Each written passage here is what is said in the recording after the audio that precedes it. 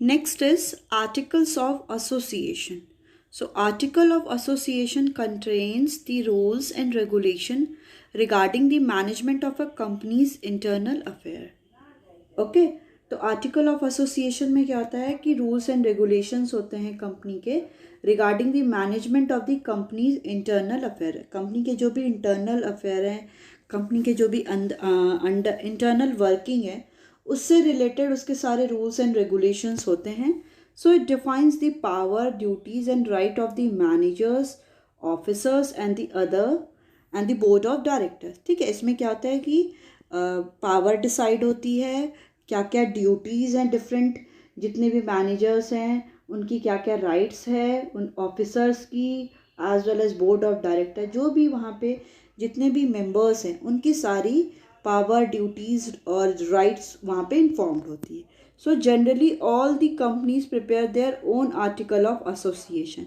ठीक है, जनरली क्या है, जो सारी कंपनीज हैं वो अपना आर्टिकल ऑफ एसोसिएशन क्या करती हैं, प्रिपेयर करती हैं। In case company do not want to prepare their own article of association, they can select any one article of association given in table F of the companies act. ठीक है, अगर कोई company क्या है अपना खुद का आर्टिकल ऑफ एसोसिएशन नहीं प्रिपेयर करती है, then they can select any one article of association. तब कंपनी क्या करती, कोई एक आर्टिकल ऑफ एसोसिएशन को सेलेक्ट कर लेती है which is given in the table F of the companies act के जो टेबल एफ है उसमें ये ऑलरेडी मेंशन्ड एंड गिवन होता है। So in table F of the companies act 99 model की जो टेबल एफ है companies act 99 model, sets of articles of association are given. उसमें आर्टिकल ऑफ एसोसिएशन जो भी कंपनी के रूल्स रेगुलेशंस हैं, जितनी पावर है, ड्यूटीज़ है, मैनेजर की राइट्स हैं, वो सारा क्या होता है, गिवन होता है। Company can select any one of these 99 sets. Company क्या है, कंपनी के ऊपर है कि कंपनी अब इसमें से किसी को भी एक को भी क्या कर सकती है, वो सेलेक्ट कर सकती है। So the article of the association must be signed by all the director of the company. ठीक है, जो भी डायरेक्टर है, जो भी आर्टिकल ऑफ एसोसिएशन है वो क्या होता है, वो साइन किसके थ्रू होता है, जितने भी कंपनी में डायरेक्टर्स हैं उनके थ्रू वो साइंड होता है। So it must be duly attested by the any two witnesses.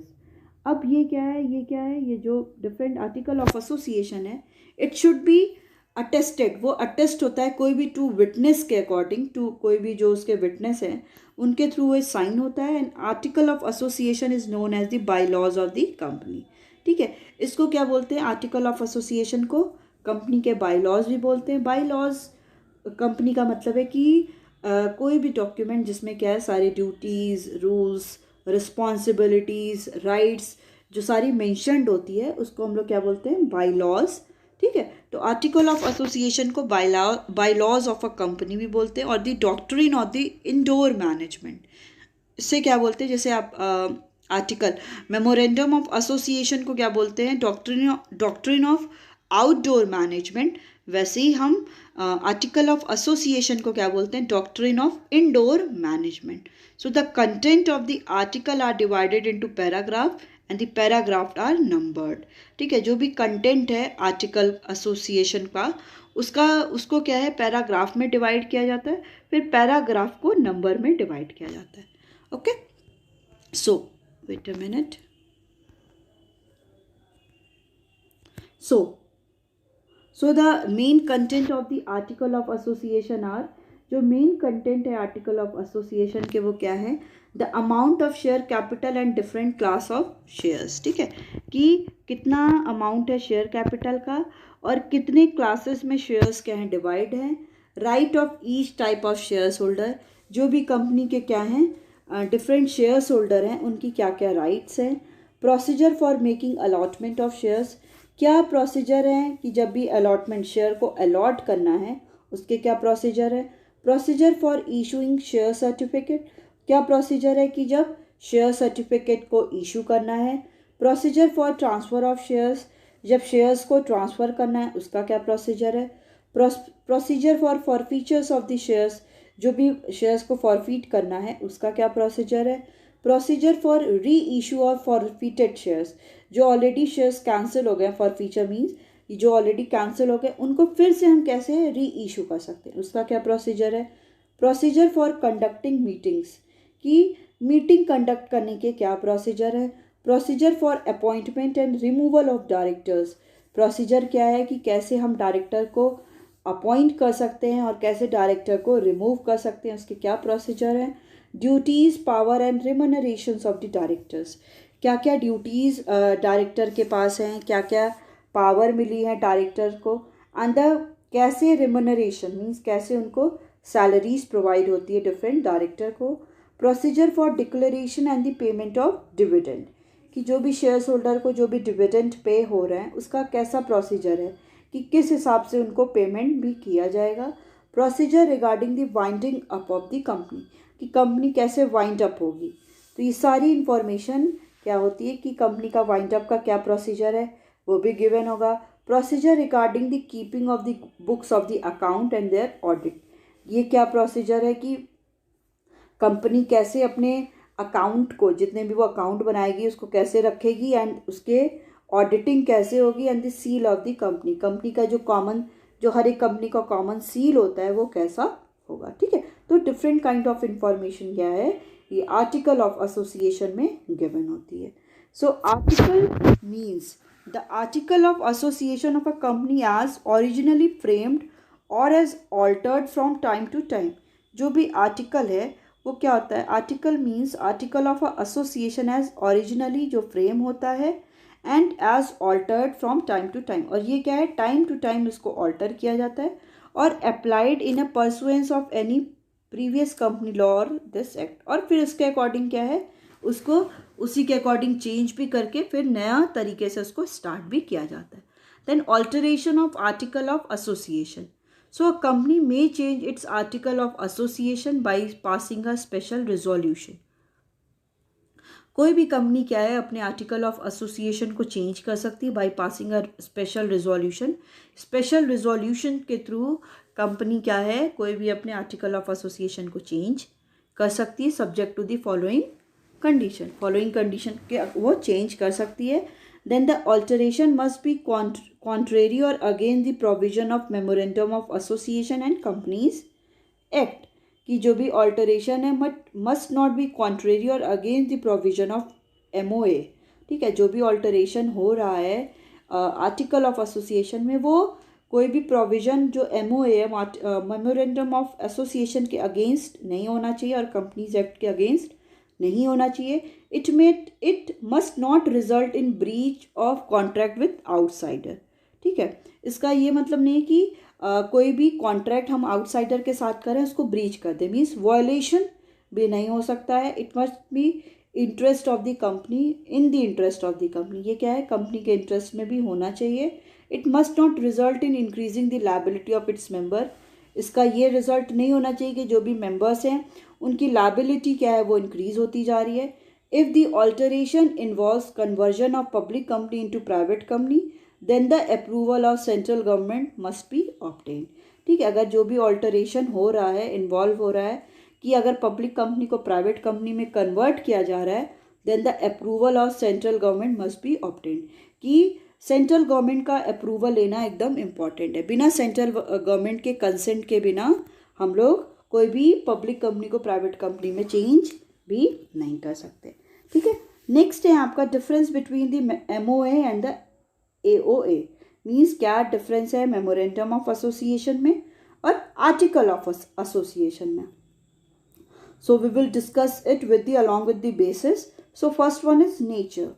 So nature is memorandum of association is the charter और the constitution of the company, क्योंकि इसको क्या बोलते हैं चार्टर और कॉन्स्टिट्यूशन, क्योंकि किसी भी कंपनी का एक कॉन्स्टिट्यूशन, बिकॉज इसमें सारे इसके लॉ, सारे रूल्स एंड रेगुलेशन, सारे जो भी इम्पोर्टेंट है वो सारे दिए होते हैं।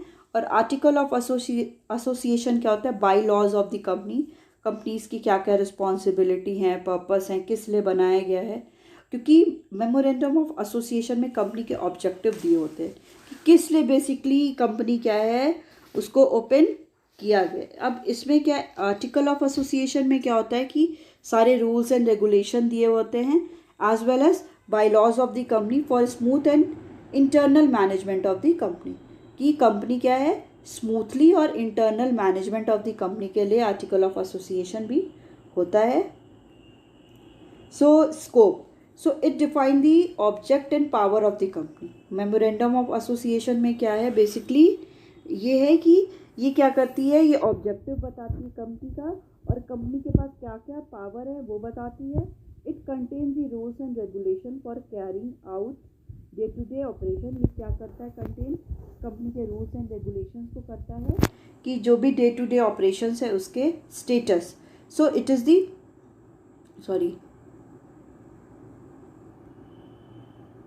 सो स्टेटस में क्या है, it is the fundamental object of a company, it supersedes the article. ठीक है, इसमें क्या है ये ज़्यादा इम्पॉर्टेंट है क्योंकि इसमें फंडामेंटल डॉक्यूमेंट है, कंपनी के जो भी फंडामेंटल डॉक्यूमेंट्स है वो दिए रहते हैं। इट इज़ दी सप्लीमेंट्री, मतलब ये article of association supplementary document होता है, बट ये जो आपका मेमोरेंडम ऑफ एसोसिएशन होता है ये मोस्ट इम्पॉर्टेंट डॉक्यूमेंट होता है किसी भी कंपनी का। नेक्स्ट है आपका legal effect. So acts done beyond the scope of memorandum are void, कि कोई भी एक्ट जो भी मेमोरेंडम के स्कोप में दिया है अगर उसके अलावा कोई कुछ करता है तो वो वॉइड हो जाएगा, कैंसिल हो जाएगा, उसकी कोई वैलिडिटी नहीं होगी। Acts done beyond the article can be ratified by the shares holder. ठीक है, उसको क्या कर सकते हैं, जो भी आर्टिकल के अगेंस्ट कोई काम है या उसके बियॉन्ड कोई काम किया जा रहा है तो वो शेयर्स होल्डर के थ्रू रेटिफाइड भी किया जाता है। Next one is compulsion. So the preparation and filling of the memorandum of association is compulsory.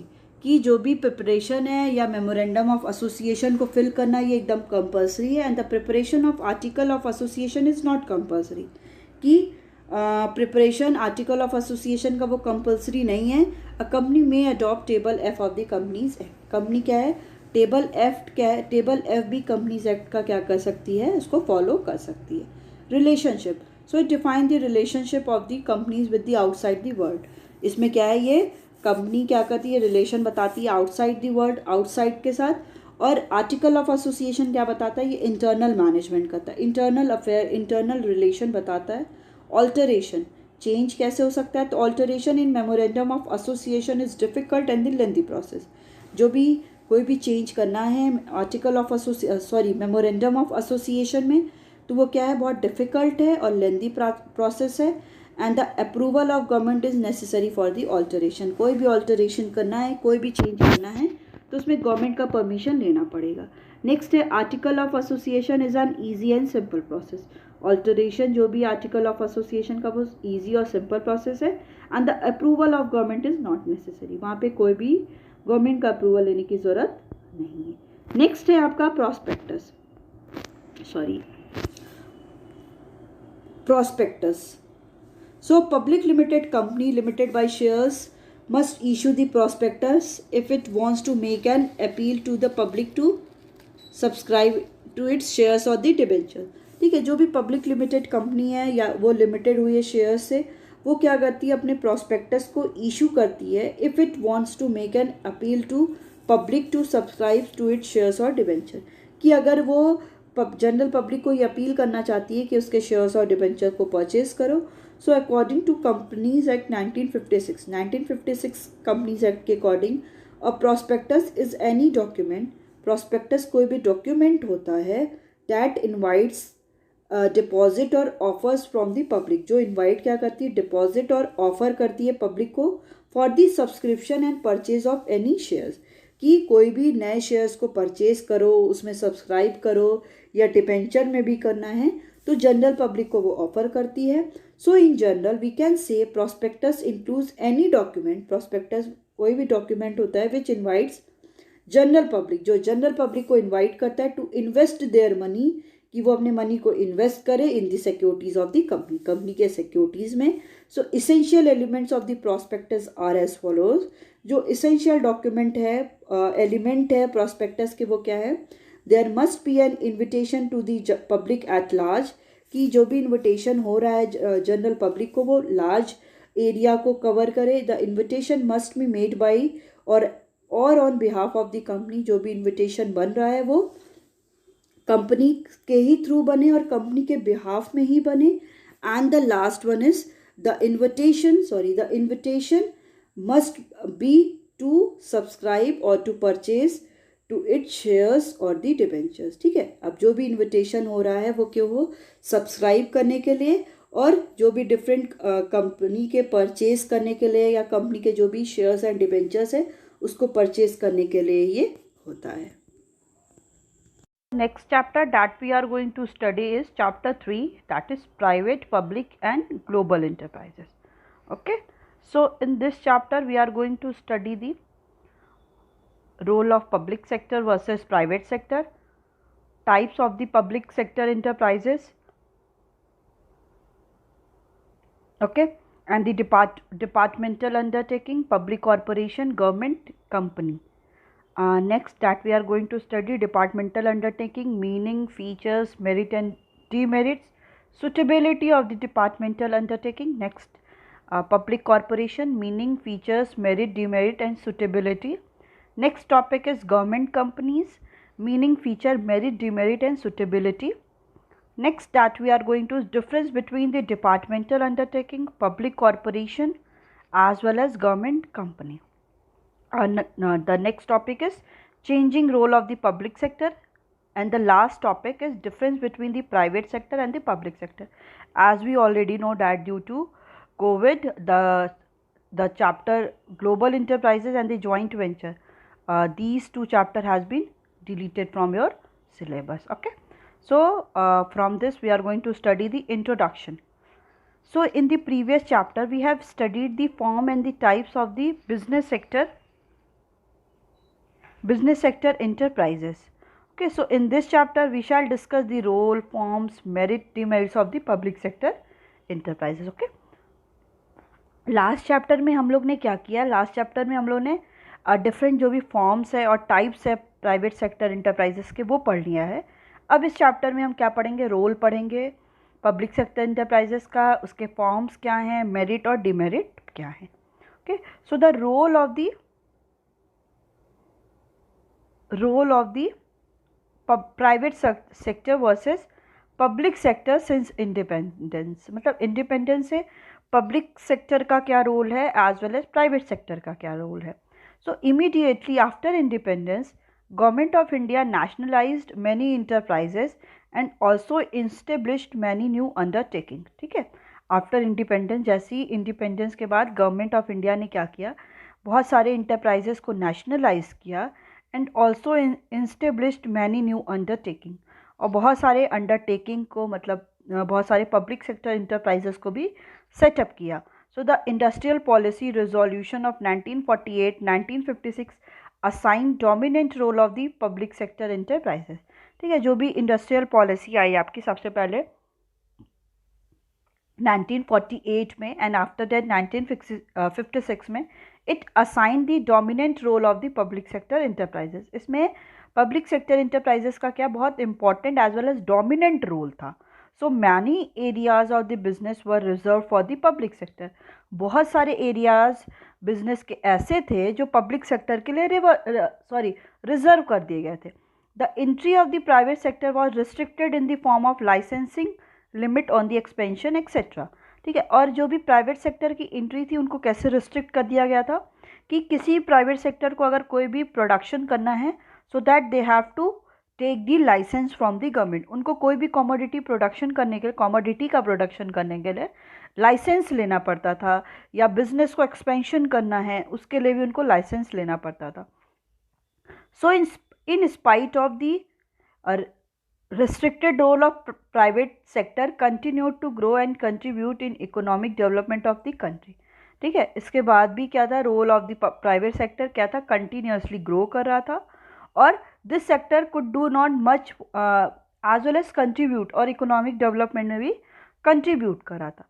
In spite of giving priority to the public sector, this sector could not do much for the economic development of the country. ठीक है, तो in spite of giving priority, public sector को priority देने में, तो this sector could not much for the, ये जो public sector था वो इकोनॉमिक डेवलपमेंट के में बहुत ज़्यादा इसका रोल नहीं है। That is why in 1991 the government of India the government of India adopted the policy of liberalisation and the globalisation. इसीलिए क्या है 1991 में जो गवर्नमेंट है उन्होंने क्या पॉलिसी अब एक्सेप्ट कर ली, अडॉप्ट कर ली, जिसमें लिबरलाइजेशन की बात होती है, मतलब लिबरल कर दो, अब कोई भी लाइसेंस लेने की मैंडेटरी नहीं है।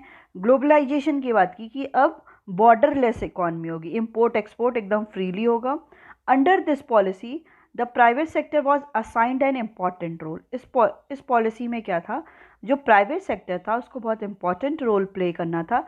Many entry barriers on the private sector were remove.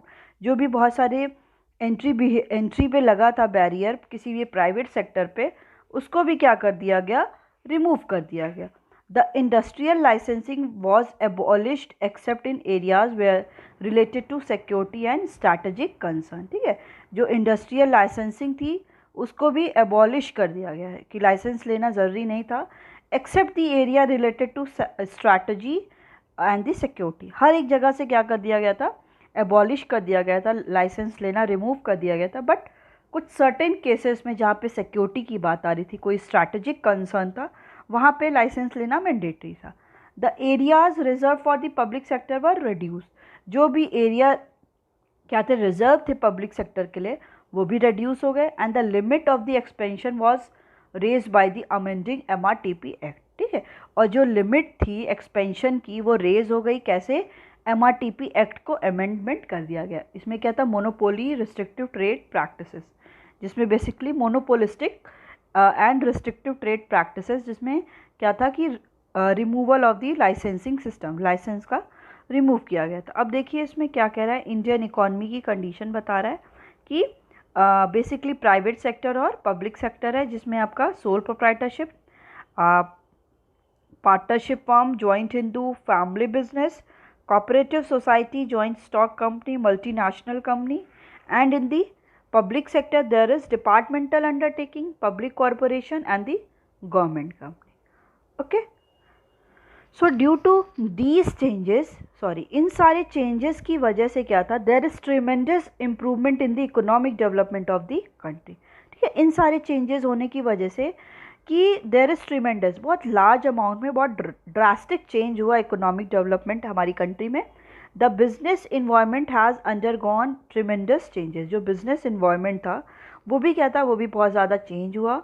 Now there is more open and competitive environment. अब क्या था, अब ज़्यादा और ज़्यादा कॉम्पिटिटिव इन्वायरमेंट भी हो गया था between private and the public sector. जो भी प्राइवेट और पब्लिक सेक्टर थे उनके बीच में कॉम्पिटिशन बहुत ज़्यादा अराइज हो गया था। ठीक है, नेक्स्ट आपका आता है forms and types of the public sector enterprises, कि पब्लिक सेक्टर इंटरप्राइजेस के कौन से फॉर्म्स हैं और किस टाइप्स हैं।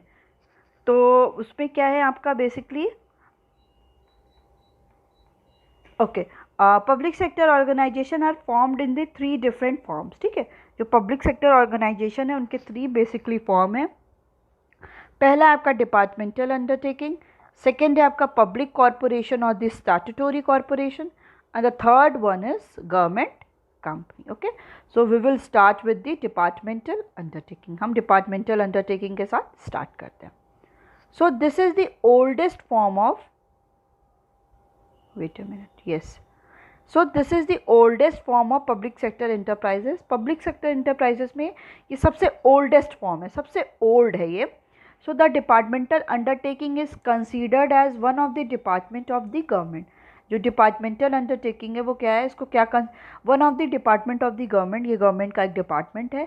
It has no separate existence than the government. इसका कोई भी separate existence नहीं है than the government. Okay, so its function under the overall control of the one ministry or the department of government. इसका जो भी function है वो किसके कंट्रोल में है, वन मिनिस्ट्री के ही कंट्रोल में है और द गवर्नमेंट के ही अंडर है। फॉर एग्जांपल, इसके एग्जांपल क्या है, रेलवेज हो गया, डिफेंस हो गया, post and telegraph, broadcasting, telephone services जो आपके BSNL है। तो पहले ये सब क्या है, आपके डिपार्टमेंटल अंडरटेकिंग है। Now the next one is features of the departmental undertaking. The main characteristics of the departmental undertaking are, जो मेन कैरेक्टरिस्टिक्स है वो क्या है, they operate under the overall control of the one of the ministries of the central or the state government. जो operate, ये इसका जो operation है वो किसके कंट्रोल में है? वन मिनिस्ट्री के। वो किसके? या तो सेंट्रल और द स्टेट गवर्नमेंट के ही कंट्रोल में है। They are a part of government only, no separate entity. इसमें कोई भी सेपरेट एंटिटी नहीं है, एंटाइटी नहीं है, ये सारा क्या है? गवर्नमेंट का ही एक पार्ट है। They are the finance from the annual budget of the government. अब जो भी गवर्नमेंट का एनुअल बजट बनता है उसी से ये क्या होता है? इनको फाइनेंस मिलता है, पैसा मिलता है, फिर वो वहीं पे ही उनका बेसिकली फाइनेंसिंग इनकी किस पे डिपेंड है? एनुअल बजट में ही इनके लिए अमाउंट क्या कर दिया जाता है? निकाल दिया जाता है कि ये कहाँ कहाँ पे एक्सपेंडिचर करेंगे। The revenue of the departmental undertaking are deposited in the treasury of the government. जो भी रेवेन्यू है डिपार्टमेंटल अंडरटेकिंग के, वो कहाँ डिपॉजिट होते हैं? जो गवर्नमेंट का ट्रेजरी मीन्स जो खजाना है, जो गवर्नमेंट का पूरा उसका ट्रेजरी है, उसी में क्या होता है? ये डिपॉजिट होता है। The staff of the departmental undertaking are the civil servant. जो यहाँ के क्या है? स्टाफ है डिपार्टमेंटल अंडरटेकिंग के, वो सारे सिविल सर्वेंट हैं। मतलब क्या है कि अंडर द गवर्नमेंट आते हैं and are recruited and the compensated as per the rule of civil servant. और ये कैसे रिक्रूटमेंट इनका होता है और इनका कॉम्पनसेशन कैसे होता है? जो भी सिविल सर्वेंट के रूल्स एंड रेगुलेशन है, जो भी गवर्नमेंट ने बनाया है, उसी के थ्रू क्या होता है? ये इनका कॉम्पनसेशन एंड द रिक्रूटमेंट होता है। So they are under the direct control of the departmental head. ठीक है, ये क्या होता है? डायरेक्ट कंट्रोल होता है डिपार्टमेंटल हेड का, who is accountable to the concern minister. और जो किसके अकाउंटेबल होता है? कोई भी कंसर्न मिनिस्ट्री के ही अंदर इसकी क्या होती है? पूरी रिस्पॉन्सिबिलिटी होती है। They can sued means can file a claim, कोई भी क्लेम कर सकते हैं इन द सेम